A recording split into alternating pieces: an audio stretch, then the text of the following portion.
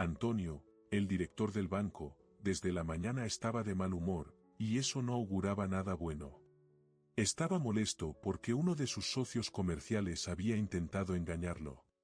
Hace 6 meses, el banquero firmó un contrato con una conocida empresa constructora, pero hasta ahora no había resultados, la construcción se había retrasado y los plazos de finalización seguían siendo inciertos. Este hecho preocupaba mucho a Antonio, ya que había invertido una gran cantidad de dinero en la construcción del complejo residencial. Todo esto le hacía pensar que la empresa constructora simplemente lo estaba engañando. En otras palabras, no tenían la intención de terminar el proyecto, y el dinero ya se había transferido a empresas fantasmas. Antonio habló con el director de esta organización, quien le aseguraba que las obras serían completadas, y que el proyecto se entregaría en los plazos establecidos. Pero el tiempo pasaba, y las cosas no avanzaban. Hoy, un representante de esta empresa volvió a llamar y pidió más dinero, alegando que los precios de los materiales de construcción habían subido significativamente. No es de extrañar que Antonio se enfureciera e intentara explicar que así no se hacían las cosas. ¿Estás loco pidiendo esa cantidad? He transferido suficiente dinero para terminar la construcción.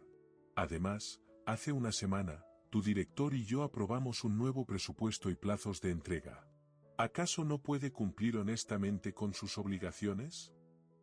La conversación continuó en tono acalorado y se estancó, ya que el interlocutor ignoraba todas las exigencias de Antonio. El hombre no aguantó más y colgó el teléfono. No podía dejar de pensar que los socios estaban jugando a dos bandas. Decidió investigarlos y llamó a su asistente, Javier. Antonio le entregó una carpeta. Aquí está toda la información. Averigua qué está pasando. Podría organizar una auditoría, pero no quiero pelear con ellos. Si todo está en orden y hago un escándalo, sería incorrecto de mi parte. Investiga todo discretamente y me informas. Javier se fue, y Antonio se reclinó en la silla y se puso a pensar.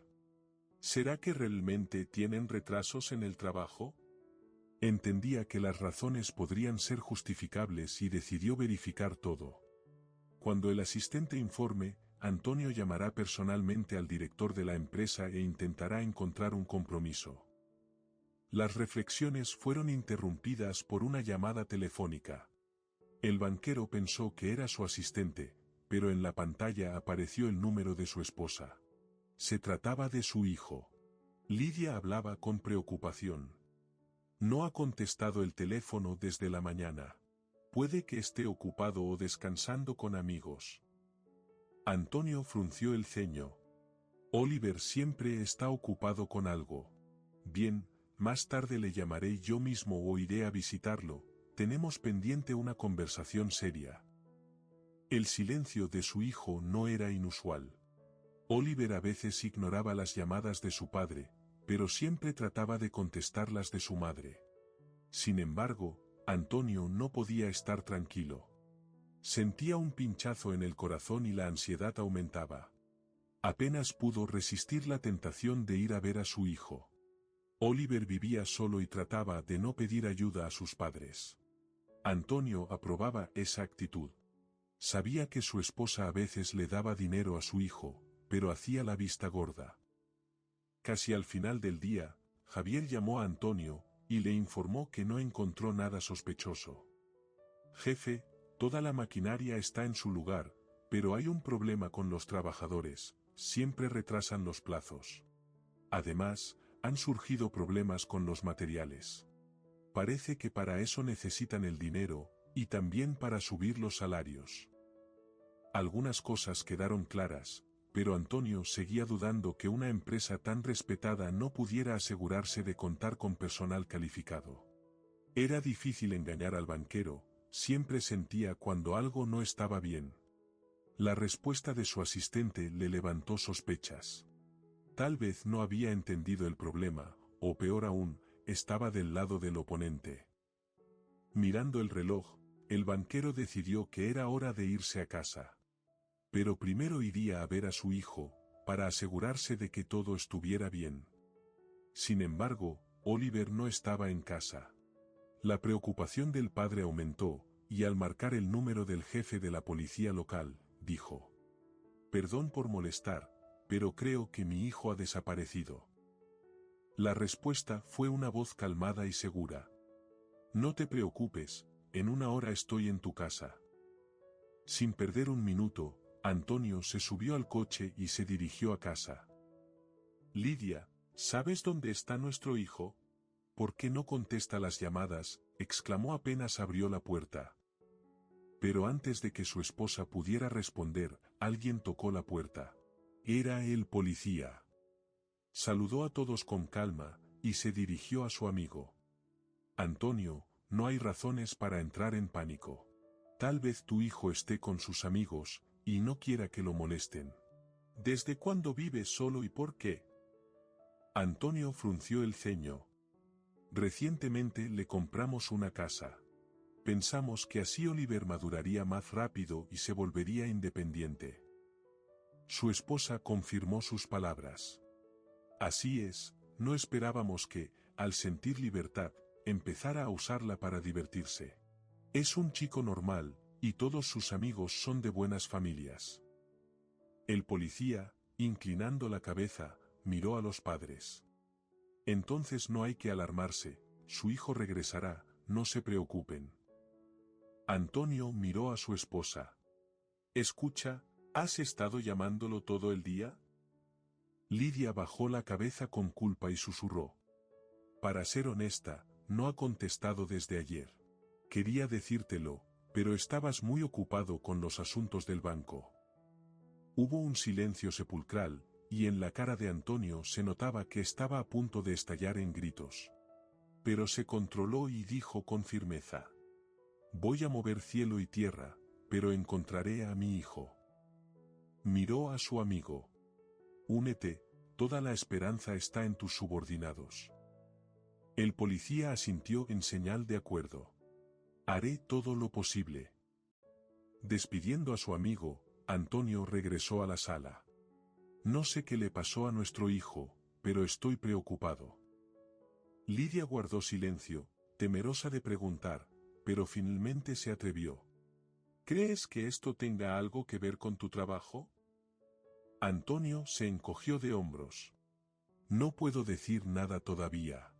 Pero si alguien decidió presionarme de esta manera, se las verá conmigo». Antonio reflexionó.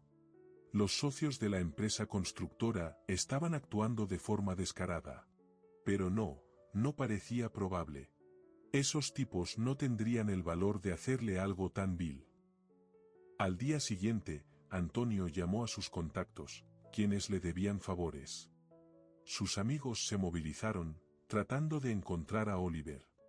Sabiendo que tenía que actuar rápidamente, Antonio se dirigió al banco. Allí planeaba tener una conversación seria con su asistente. Y si resultaba que estaba involucrado en asuntos turbios, Antonio lograría sacarle toda la información necesaria. Pero el asistente no estaba en su lugar, y no contestaba las llamadas. Ahora Antonio no tenía dudas, su asistente estaba implicado. Recordando todos los detalles del trato, el banquero se horrorizó. Javier fue quien recomendó esa empresa constructora como un socio confiable. Javier lo convenció de invertir dinero en la construcción y al principio incluso supervisó el proyecto.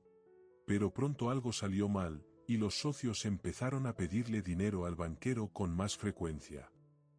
Esa era la razón por la cual el asistente no encontró nada sospechoso durante la inspección improvisada. Reflexionando sobre esto, Antonio trataba de juntar todas las piezas, pensando que la desaparición de su hijo no era una coincidencia. El banquero sentía que estaba cerca de descubrir la verdad, le faltaba poco para ver el cuadro completo, cuando de repente la secretaria llamó a la puerta. «Disculpe, Antonio, pero ha llegado una señora. No tiene cita, pero se niega a irse». Antonio suspiró profundamente. «Está bien, veamos qué necesita». La señora entró en la oficina, y se dirigió al banquero. «Encontré esta cartera, adentro había esta nota». Le extendió un trozo de papel al hombre. En la nota estaba la dirección del banco, y Antonio no entendía qué significaba. Todo quedó claro cuando reconoció la letra de su hijo. Si estás leyendo esta nota, significa que he perdido mi cartera. Por favor, devuélvela a esta dirección a cambio de una recompensa. Solo Oliver podía haber escrito eso. Antonio abrió la cartera y sacó una foto. En la imagen estaban él y su esposa. No había dudas, era la cartera de su hijo. Hablando con la señora, Antonio se enteró de que ella vivía cerca de Oliver. La anciana encontró la cartera en la calle y vio cómo llevaban a Oliver, casi inconsciente, dos hombres desconocidos. Probablemente, la cartera se cayó de los pantalones del chico. La señora intentó detenerlos, pero los hombres le dijeron que Oliver era su amigo y que estaba borracho. Luego, lo metieron en un coche y se fueron. Antonio se puso pálido, un escalofrío recorrió su espalda, y dijo con voz ronca: «Ahora entiendo por qué no contestaba el teléfono. Lo llevaron, para ellos no hay nada humano». Antonio estaba a punto de llamar a su amigo de la policía cuando de repente se volvió hacia la anciana, y le preguntó distraídamente: «Señora, ¿recordó cómo era ese coche? ¿Quizás el color o la matrícula?» La anciana asintió. El coche era negro, pero no recuerdo la matrícula. Uno de los hombres llevaba una gorra amarilla y verde con algo escrito en letras blancas. A Antonio le sudaba la frente. Amarillo y verde eran los colores corporativos de la empresa constructora con la que estaba trabajando. Y el coche negro probablemente era una furgoneta de la empresa. Todo encajaba. Como había sospechado, los socios habían recurrido a un acto tan vil para presionarlo y obtener más financiamiento. Antonio sabía que no había mucho tiempo. Si los delincuentes se daban cuenta de que los habían descubierto, se desharían del chico. Llamó a su amigo policía y le contó todo. Ese mismo día encontraron la furgoneta cerca de una pequeña casa fuera de la ciudad, y arrestaron a los que la conducían. Interrogando al conductor, supieron quién y por qué había secuestrado al hijo del director del banco y dónde lo tenían. Resultó que a Oliver lo habían encerrado en el mismo sitio de construcción, en el sótano. Cuando el hijo se encontró en los brazos de su padre, Antonio no pudo contener las lágrimas. Lloraba y le acariciaba el cabello. «Oliver, perdóname, perdóname», repetía. Oliver estaba con la ropa rasgada, el rostro sucio y con rasguños en las manos. Se mantenía firme y respondía con calma a las preguntas ansiosas de su padre. Pronto encontraron al dueño de la empresa constructora y a Javier, el asistente de Antonio. Los detuvieron juntos en una ciudad vecina, donde habían intentado huir. Todos enfrentarían el castigo que merecían. Antonio agradeció generosamente a la señora que le ayudó a encontrar a su hijo. El banquero le abrió una cuenta en el banco con una gran suma de dinero. También se aseguró de que recibiera atención, ya que no tenía familiares cercanos que pudieran cuidarla. La anciana vivía sola desde hacía muchos años y necesitaba apoyo. Oliver vivía en la casa al lado de la señora, y a menudo visitaba a su salvadora, conversaba con ella, y le ayudaba. El hijo empezó a trabajar en el banco de Antonio. Tenía la educación adecuada, y adquiriría experiencia gracias a las enseñanzas de su padre. Aún tenía mucho que aprender para convertirse en un digno sucesor.